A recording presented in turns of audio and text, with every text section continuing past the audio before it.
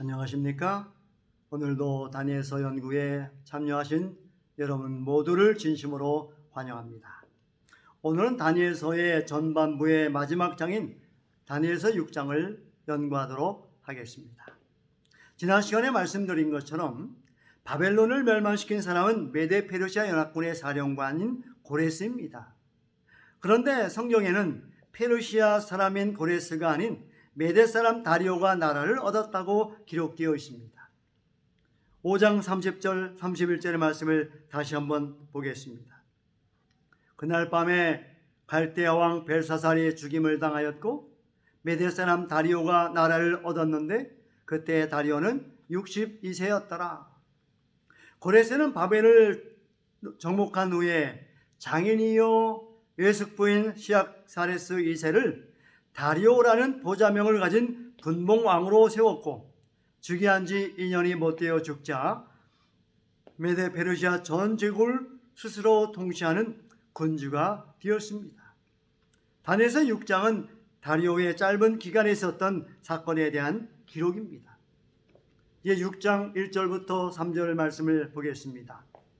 다리오가 자기의 뜻대로 고관 120명을 세워 전국을 통치하게 하고 또 그들 중에 총리 셋을 두었으니 다니엘이 그 중에 하나이라. 이는 고관들로 총리에게 자기의 직무를 보고하게 하여 왕에게 손해가 없게 하려 함이었더라. 다니엘은 마음이 민첩하여 총리들과 고관들 위에 뛰어나므로 왕이 그를 세워 전국을 다스리게 하고자 한지라. 10대 소년으로 바벨론의 포로가 된 다니엘이 다니엘서 6장의 사건이 일어날 때는 80대 중반의 할아버지가 되었습니다. 70년의 세월이 흐르는 동안 다니엘은 바벨론 왕들의 즉위와 사망을 목격했고 정금의 나라 바벨론이 하룻밤에 망하고 은혜 나라 페르시아가 들어서는 모습도 지켜보았습니다. 세상의 모든 것이 바뀌고 변했지만 예외가 있었습니다. 다니엘을 향한 하나님의 신실하심과 하나님을 향한 다니엘의 충성됨이 바로 그것입니다. 한 번도 변하지 않았고 잠깐도 흔들리지 않았습니다. 이런 다니엘의 생애를 묵상할 때 떠오르는 성경절이 있습니다. 이사야 26장 3절입니다. 주께서 심지가 견고한 자를 평강하고 평강하도록 지키시리니 이는 그가 주를 신뢰함이니이다. 소용돌이 치는 세상 역사의 한가운데서 다니엘은 이사야가 말한 심지가 견고한 사람으로 일평생을 살았습니다. 심지가 견고한 사람, 무슨 뜻일까요? 여러 선지어 성경에는 심지가 견고한 사람을 한결같은 마음을 가진 사람으로 번역하고 있습니다. 한 그리스도인 작가는 다니엘을 한 방향으로 오랫동안 순종한 사람이라고 표현했습니다. 저는 이것이야말로 다니엘의 위대함의 본질이라고 생각을 합니다. 다니엘의 위대함은 포로의 신분으로 두 왕국의 가장 높은 자리에 오른 것도 아닙니다. 타고난 정치력을 발휘한 것도 아닙니다. 90을 바라보는 나이에도 현직에서 활발하게 일하는 것도 아닙니다. 다니엘의 위대함은 심지의 견고함, 한결같음, 한 방향을 향한 오랫동안의 순종에 있습니다. 다니엘의 입장에서 하나님을 향해 뜻을 정한 다니엘은 한 번도 흔들림 없이 심지를 견고하게 지켰습니다. 사탄이 강력하고 맹렬하게 하나님을 향해 뜻을 정한 다니엘의 뜻을 꺾으려고 노력을 했지만 다니엘의 심지는 결코 흔들리지 않았습니다. 그리고 다니엘서 6장은 그가 얼마나 심지가 견고한 사람이었는지에 대한 마지막 기록입니다. 왜 다니엘에게 6장에 기록된 그렇게 강하고 맹렬한 시험이 찾아왔을까요? 다니엘이 하나님께 온전히 충성하는 심지가 견고한 하나님의 백성의 삶을 살았기 때문입니다. 다니엘서 6장 4절의 말씀을 봅니다. 이에 총리들과 고관들이 국사에 대하여 다니엘을 고발할 근거를 찾고자 하였으나 아무 근거 아무 허물도 찾지 못하였으니 이는 그가 충성되어 아무 그릇됨도 없고 아무 허물도 없음이었더라. 만약 다니엘이 오랫동안 관직에 있으면서 한 푼의 뇌물을 받았다거나 약간의 비자금이라도 조성했더라면, 단 한 번이라도 정실에 치우친 인사를 했더라면 다니엘서 6장까지 살아남지는 못했을 것입니다. 그러나 원수들이 일평생 다니엘의 비리를 뒷조사했지만 어떤 비리도 발견하지 못했습니다. 다니엘의 모든 대화를 도청했지만 단 하나의 혐의도 포착하지 못했습니다. 그래서 그들이 내린 결론이 무엇입니까? 5절의 말씀입니다. 그들이 이르되 이 다니엘은 그 하나님의 율법에서 근거를 찾지 못하면 그를 고발할 수 없으리라 하고, 이 말씀이 성경에 기록된 이유가 무엇일까요? 우리도 다니엘처럼 되어야 하고 다니엘처럼 살아야 한다고 가르치기 위해서인 것입니다. 신앙생활에서나 일상생활에서나 우리도 다니엘처럼 정직하고 깨끗하고 진실해야 합니다. 아무리 사소한 것이라도 거짓말을 하지 않아야 하고 보는 사람이 없어도 법과 규칙을 지켜야 합니다. 사탄이 아무리 철저히 뒷조사를 해도 아무리 교묘한 함정을 파놓고 유인해도 우리는 하나님의 자녀의 순결함을 지켜야 합니다. 그렇게 함으로 다니엘이 그래 했던 것처럼 사탄과 그 세력을 실망시켜야 합니다. 그렇게 되는 비결은 두 가지입니다. 첫째는 죄와 싸워 이기는 것입니다. 둘째는 지은 죄를 회개하고 버리는 것입니다. 우리가 하나님의 주시는 힘과 능력으로 죄와 싸워 이기는 삶을 삶으로 사단을 실망시킬 수 있습니다. 또는 때때로 연약함과 무지함으로 죄와의 싸움에서 실패했을 때 회개하고 그 죄에서 돌아섬으로 사단을 실망시킬 수 있습니다. 다니엘이 그의 원수들을 실망시켰던 것처럼 사탄과 그의 세력들을 실망시키는 하나님의 자녀로 살아가는 여러분과 저가 되기를 간절히 소망합니다. 마침내 다니엘의 원수들은 그들이 할 수 있는 가장 교묘한 함정을 다니엘 앞에 파 놓았습니다. 6절부터 8절의 말씀입니다. 이에 총리들과 고관들이 모여 왕에게 나아가서 그에게 말하되 다리오 왕이여 만수무강하옵소서. 나라의 모든 총리와 지사와 총독과 법관과 관원이 의논하고 왕에게 한 법률을 세우며 한 금령을 정하실 것을 구하나이다. 왕이여 그것은 곧 이제부터 30일 동안에 누구든지 왕 외에 어떤 신에게나 사람에게 무엇을 구하면 사자굴에 던져넣기로 한 것이니이다. 그런즉 왕이여 원하건대 금령을 세우시고 그 조사에 왕의 도장을 찍어 메대와 바사에 고치지 아니하는 규례를 따라 그것을 다시 고치지 못하게 하옵소서 하며, 얼핏 보기에 이 제안은 매우 그럴듯해 보입니다. 바벨론을 무너뜨리고 막 들어선 다리오 정부는 모든 면에서 취약할 때입니다. 그래서 국가의 권위를 높이고 강력한 왕권을 과시하기 위한 특별한 조치가 필요하다는 생각을 다리오 왕도 하고 있었을 것입니다. 그래서 신하들이 30일 동안에는 왕 외에 다른 신에게나 사람에게 무엇을 구하면 사자굴에 던져 넣자, 그렇게 해서 국가의 위엄과 왕의 권위를 높이자는 제안을 했을 때 다리오 왕이 그 제안을 덥석 받아들인 것입니다. 하지만 우리가 잘 아는 것처럼 그들의 속셈은 전혀 다른 데 있었습니다. 하나님의 사람 다니엘을 죽이는 것이었습니다.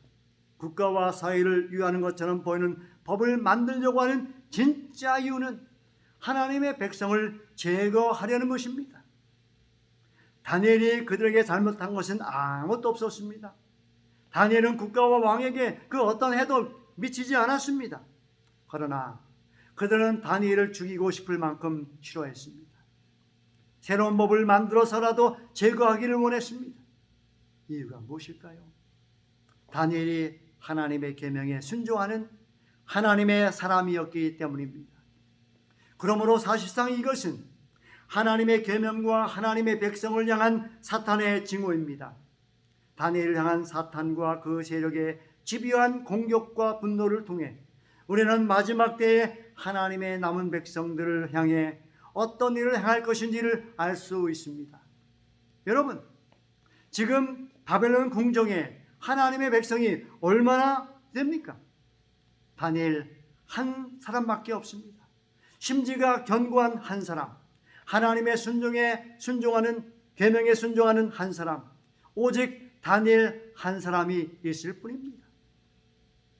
그런데 사탄은 그 한 사람을 죽이지 못해 안달나 있는 것입니다. 나는 한 사람의 신실한 그리스도인이라도 용납하지 않겠다 하는 것이 사단의 증오심이기 때문입니다.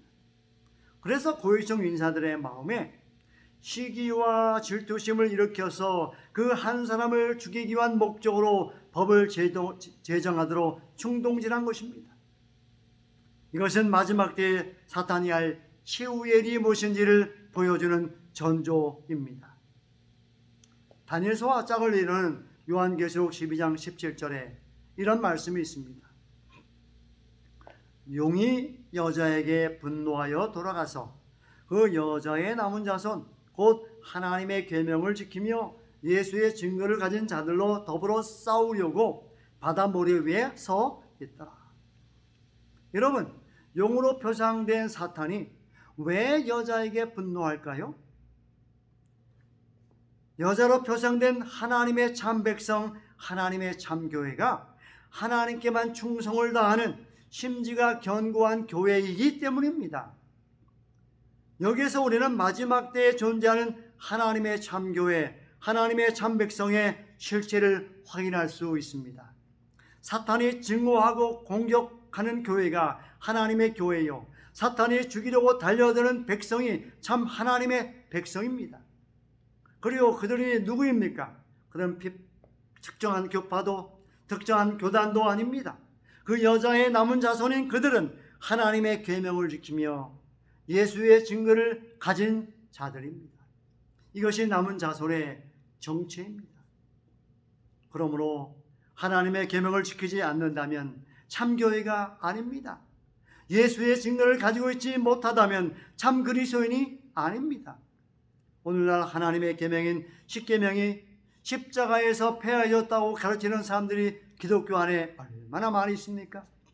계명은 구약 시대에나 지키는 것이지 신약 시대와는 아무런 상관이 없다고 믿는 사람들이 얼마나 많습니까?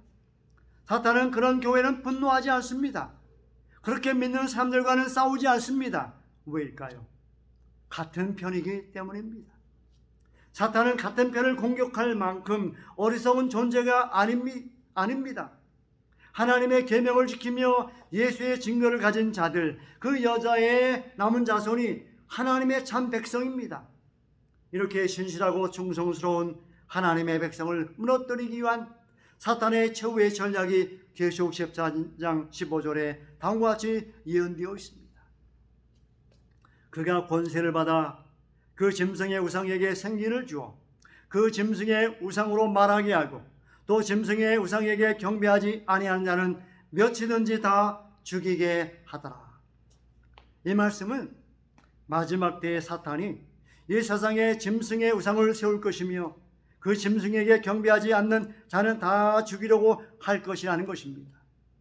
다니엘서 3장에서 다니엘의 세 친구들을 향했던 사탄의 분노, 다니엘서 6장에서 다니엘에게 쏟아진 사탄의 증오는 구속의 역사의 마지막 때에 하나님의 계명을 지키며 예수의 증거를 가진 하나님의 참교회, 하나님의 참 백성을 향해 재현될 것입니다. 그리고 이것이 이 세상에서 일어날 하나님의 백성을 향한 사탄의 최종적 공격이 될 것입니다. 하나냐, 미사엘, 아사랴가 죽도록 충성했던 것처럼 죽도록 하나님께 충성하는 여러분과 제가 되기를 간절히 소망합니다. 다니엘이 하나님께 순종하는 삶에서 한 발자국도 물러나지 않았던 것처럼 우리도 하나님의 계명을 순종하는 거룩한 삶에서 결코 물러서지 않기를 소원합니다. 여러분과 제가 하나님의 계명을 지키며 예수의 증거를 가진 그 여자의 남은 자손으로서 하나님께 영광을 돌리게 되기를 간절히 바랍니다. 다시 다니엘서 6장의 말씀으로 가보겠습니다. 페르시아의 법 체계에는 매우 독특한 점이 있었습니다. 그것은 한 번 제정하면 고칠 수 없다는 것입니다. 8절에는 신하들이 한 말이 다음과 같이 기록되어 있습니다. 그런즉 왕이여, 원하건대 금령을 세우시고 그 조서에 왕을 도장을 찍어 메대와 바사에 고치지 아니하는 규례를 따라 그것을 다시 고치지 못하게 하옵소서 하며 12절과 15절에도 같은 내용이 기록되어 있습니다. 어쩌면 이런 법체계 때문에 다니엘서 7장의 예언에서 메드 페르시아가 곰으로 표상되어 있는지도 모릅니다. 그러므로 이 법으로부터 다니엘을 구할 수 있는 것은 아무것도 없었습니다. 왕이라도 이 법을 취소하거나 고칠 수 없기 때문입니다. 자신의 목숨을 노리는 것이 너무나도 분명한, 그리고 그 의도로부터 벗어날 길이 전혀 없는 법이 공포되었을 때 다니엘은 어떻게 했습니까? 10절의 말씀입니다.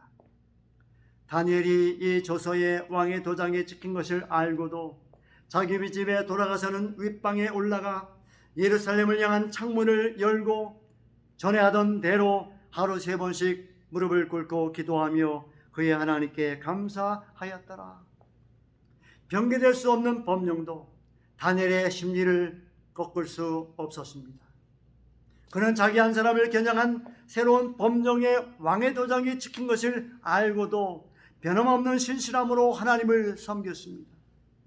다니엘은 하나님을 향한 자신의 태도를 숨기지도 수정하지도 않았습니다. 다니엘에게 주어진 시험은 매우 간교한 것이었습니다. 그것은 평생 혹은 1년 동안 기도하지 말라는 것이 아니었습니다. 30일만 기도하지 말라는 것이었습니다. 그리고 기도하더라도 마음속으로 기도를 드리거나 최소한 창문만 닫아도 되는 일이었습니다. 그렇게만 해도 충분히 피할 수 있는 시험이었습니다. 그러나 심지가 견고한 다니엘은 그 유혹에 흔들리지 않았습니다. 여러분, 다니엘을 향한 사탄의 시험은 하나님을 믿지 말라거나 더 이상 기도하지 말라는 것이 아니었습니다. 단지 30일만 하지 말라는 것이었습니다. 이 의미가 무엇일까요? 신앙의 표지를 잠시 동안만 낮추라는 것입니다. 사탄은 그리스도인들에게 신앙을 포기하라고 시험하지 않습니다. 그런 시험에 넘어갈 사람이 없다는 것을 알기 때문입니다. 그래서 사탄은 다만 신앙의 표지를 낮추라고, 그것도 문제가 지나가고 상황이 좋아질 때까지만 낮추면 된다고 유혹합니다. 다니엘이 했던 것처럼 말입니다. 하지만 다니엘은 그의 신앙의 표준을 한치도 양보하지 않았습니다. 표준을 낮추는 것보다 차라리 표준을 지키다가 주는 것이 그의 선택이었습니다. 이것이 심지가 견고한 사람의 신앙이며 그 여자의 남은 자선의 모습입니다. 다니엘은 전에 하던 대로 하루 3번씩 무릎을 꿇고 기도하며 그 하나님께 감사하였습니다. 목숨이 경각에 달려있는 엄중한 위기의 때에도 다니엘은 전에 하던 대로 기도했습니다. 다니엘의 생활에 변화가 없었다는 말입니다. 다니엘은 위기 해결을 위한 금식 기도도 하지 않았습니다. 살려달라는 철야 기도도 하지 않았습니다. 전에 하던 대로 국사를 돌보았고 전에 하던 대로 기도했습니다. 어떻게 이런 기도 생활이 가능했을까요? 그만큼 철저히 하나님을 신뢰했기 때문이고 평소에도 위기의 때와 같은 기도 생활을 해왔기 때문입니다. 그렇기 때문에 위기가 닥쳐왔다고 해서 전과 다르게 할 것이 없었습니다. 평소에 하나님과 깊고 친밀한 교제를 누리는 사람은 심각한 위기의 때에도 흔들리지 않는다는 교훈을 우리는 배울 필요가 있습니다. 또 한 가지 주목하고 싶은 것은 그의 하나님께 감사하였더라는 말씀입니다. 죽음이 눈앞에 와 있는 상황에서 다니엘은 무엇을 감사했을까요? 성경은 그것에 대하여 말하지 않습니다. 그러나 분명한 것은 다니엘이 하나님께 감사했다는 사실입니다. 그러므로 하나님의 백성이 하나님께 감사하지 않아도 되는 때는 없는 것입니다. 감사하지 않아도 괜찮은 환경은 없는 것입니다. 어떤 환경, 어떤 조건에서도 하나님의 자녀들은 하나님께 감사해야 한다는 교훈을 다니엘은 우리에게 주고 있는 것입니다. 이렇게 심지가 견고한 다니엘, 하나님의 계명에 순종하는 다니엘을 하나님께서 평강에서 평강으로 지키신 놀라운 이야기가 다니엘서 6장 후반부에 기록되어 있습니다. 다니엘은 왕의 조서가 효력을 발휘한 바로 그날 고성을 당했을 것입니다. 12절로 13절입니다. 이에 그들이 나가서 왕의 금령에 관하여 왕께 아뢰되, 왕이여, 왕이 이미 금령에 왕의 도장을 찍어서 이제부터 30일 동안에는 누구든지 왕 외에 어떤 신에게나 사람에게 구하면 사자굴에 던져넣기로 하지 아니하였나이까? 하니 왕이 대답하여 가로되, 이 일이 확실하니 메대와 바사에 고치지 못하는 규례니라 하는지라. 그들이 왕 앞에서 말하여 이르되, 왕이여, 사로잡혀온 유다 자손 중에 다니엘이 왕과 왕의 도장에 찍힌 금령을 존중하지 아니하고 하루 세번씩 기도하나이다 하니, 그들의 말을 듣는 순간에 다리오 왕은 그들이 제안한 법령의 목적이 무엇인지 알아차렸습니다. 성경에는 왕이 이 말을 듣고 그로 말미암아 심히 근심하여 다니엘 구원하려고 마음을 쓰며 그를 건져내려고 힘을 다하다가 해가 질 때에 이르렀다고 기록되어 있습니다. 그러나 묘책이 없었습니다. 페르시아의 법은 한 번 제정되면 왕이라도 고칠 수 없기 때문입니다. 신하들이 몰려와서 법을 집행해 달라고 요구했고 어쩔 수 없이 왕도 허락해야 했습니다. 16절입니다. 이에 왕이 명령하며 다니엘을 끌어다가 사자굴에 던져 넣는지라. 왕이 다니엘에게 이르되, 내가 항상 섬기는 너의 하나님이 너를 구원하시리라 하니라. 다리오 왕은 참으로 하나님을 믿었습니다. 자신이 구할 수 없는 다니엘을 하나님이 살리실 것을 믿었습니다. 그럼에도 불구하고 다리오는 그날 밤을 편하게 보낼 수는 없었습니다. 밤새 금식하고 오락을 그치게 하고 밤을 꼬박 세웠습니다.